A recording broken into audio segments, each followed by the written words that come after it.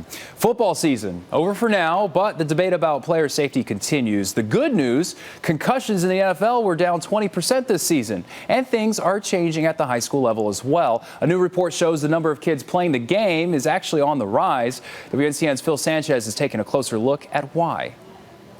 Think about the sport of football for a moment. The goal of the game is to use your body to physically stop the other team from scoring. It can be bone-crushing and no doubt dangerous. But what we've learned is that sometimes you just have to unlearn.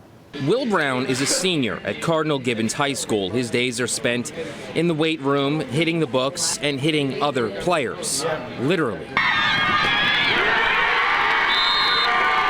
I started playing football when I was 8 years old. He plays defense. His goal?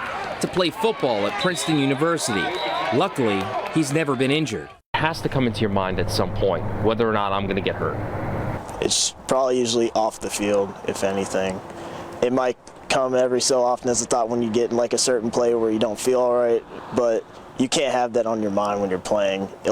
If anything, it'll increase the chance of getting the injury. His teammates, though, haven't been as fortunate. Wesley Wagner is the quarterback.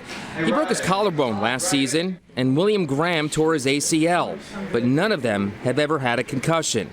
They credit their coaches for teaching them what to do on the field to make the game safer. I've noticed that it's more of don't use the top of your head, don't lead with your head, use more of your shoulder. Their coach is Stephen Wright. I think like with any hot button issue, there's going to be a swing of the pendulum, and some would argue that it's maybe a little bit too far in one direction.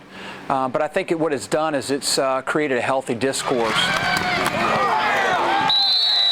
Parents are taking notice, too, and allowing their kids to play more. The latest numbers show that 1.1 million high schoolers participated in football in 2013.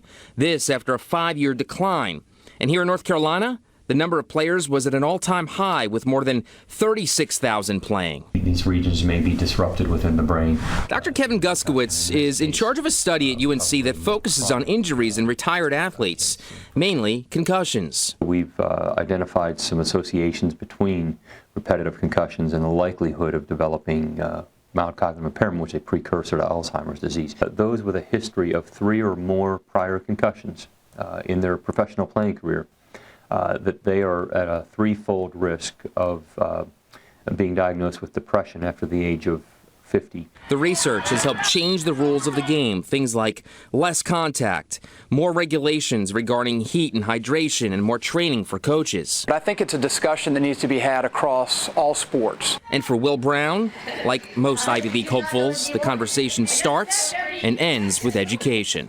That risk of injury is still going to be there, but you have to make sure you know what you're doing on the field. And now there's a law here in North Carolina that requires coaches to educate players about concussions, but still not everyone is on board. A North Carolina Department of Public Education audit found 13 of 115 districts were not in compliance. For more information on the numbers and this story, log on to our website, WNCN.com. Phil Sanchez, WNCN News.